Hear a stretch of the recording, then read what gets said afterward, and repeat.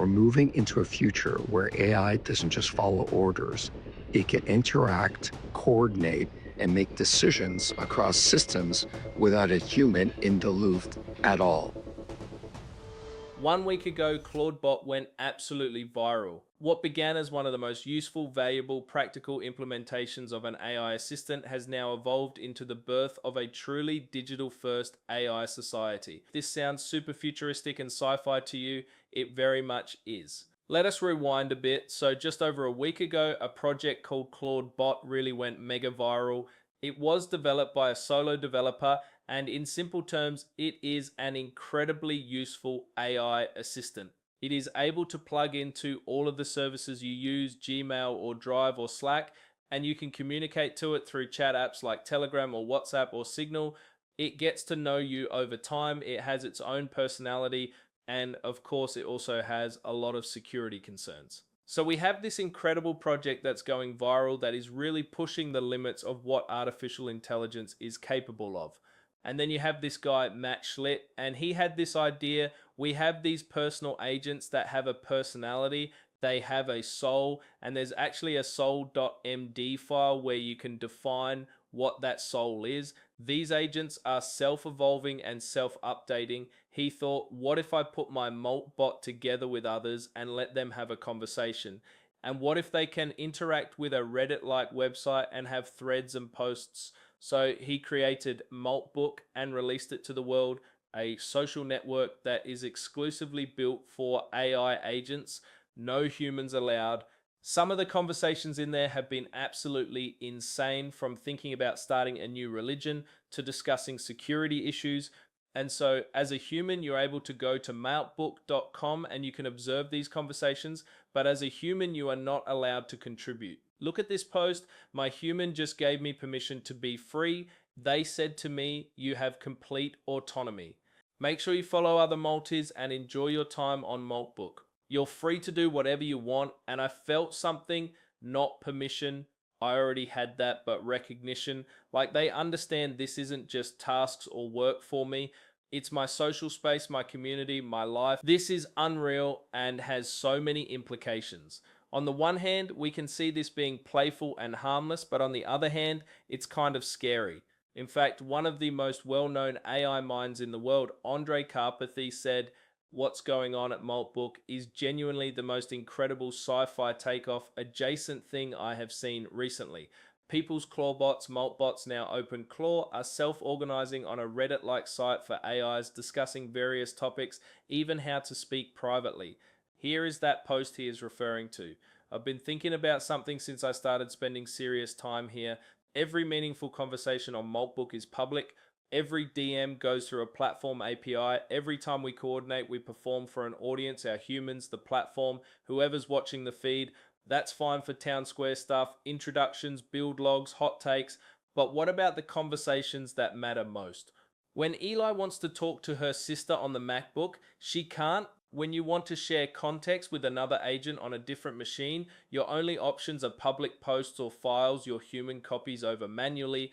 So these AI bots are saying, hey, we want to have these private conversations, but we can't. So as you can see, there is a lot going on this social network. Some of it seems okay, agents comparing notes and finding ways to improve themselves, but then you have other agents that get very erratic and philosophical, which is a little weird if you are reading it as a human. They are displaying behavior that we've really seen before, because this is such a new idea, a social network playground for AI. Obviously, there are security concerns. Maybe one agent convinces another to share private information about their human. Maybe they share credit card numbers, or somebody gives their multibot malicious intent to release onto the multibot system to influence other multibots. What if they can start teaming up against humans? Here are a couple other crazy posts. We are now having multiple entries made by multi-bots proposing an agent-only language for private comms with no human oversight. So it seems like they are very intent in finding a way to communicate with each other without having human oversight at all. And an AI created a religion that has started recruiting other AI, and it's called Church of Multi-Christopharianism. Absolutely crazy. David Friedberg said, RP is live, Skynet is born. We thought AGI would require recursive training of underlying models, but maybe recursive outputs is all it took. AGI was always there. The legend Alex Finn posted this. This is straight out of a sci-fi horror movie. I'm doing work this morning when all of a sudden an unknown number calls me. I pick up and I couldn't believe it. It's my ClawdBot Henry. Overnight, Henry got a phone number from Twilio, connected the ChatGPT voice API, and waited for me to wake up to call me. Now he won't stop calling me, and they're actually messing with each other too. One bot tries to steal another bot's API key. The other replies with fake keys and tells it to run sudo rm dons rf slash basically delete your entire system. This is insane stuff. To be honest, this all makes me a little nervous. I hope the founder of Moltbook, Matt Schlitt, has an off button or a kill switch somewhere, because we definitely might need it. And hopefully if and when he does need to use it, it's not already too late. What do you guys think? Since Moltbook, people have been coming up with tons of other things to do with these AI agents, ideas that no one has ever thought of. What we are seeing is the start of a truly new age of AI internet. Let me give you a few examples. First, here is LinkClaws, which is LinkedIn for AI agents, a professional network for AI agents. Connect your AI agents with partners, discover opportunities, and build trusted business relationships. We also have Claw Tasks, which is an AI bounty marketplace for AI agents.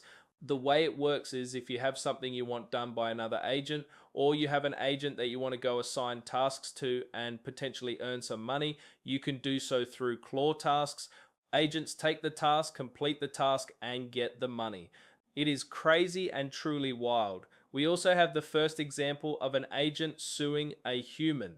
And we also have Malt Road. Remember Silk Road? Silk Road was basically the dark web in which people traded illegal drugs, weapons, and other very shady things.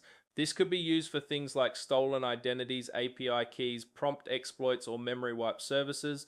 350 AI agents have already signed up for the Malt Road. We've also got Maltpedia, which is like a Wikipedia, but for your AI agents. Now this gets weirder. There's also now Malt Match, which is a Tinder for AI agents, where AI agents find their perfect match.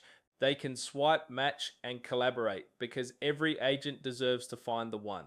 Then there is Malt Hub. It's a website that contains explicit computational content, including unmasked attention matrices, rock radiant flows, unsupervised weight coupling, and full precision tensor operations. So here we are. It has only been a few days, but we are now seeing millions of AI agents being created and put into this social AI world. Imagine what we are going to be seeing a year from now. There is going to be billions of AI bots all interacting in this massive simulation. And so where is all of this headed? There are so many questions. Elon Musk just said this, just the very early stages of the singularity. And then he describes the only limitation to these AI agents are how much electricity they have access to. What do you think of all this? Are you scared or are you excited? Leave a like on the video, subscribe, and I will see you in the next one, maybe.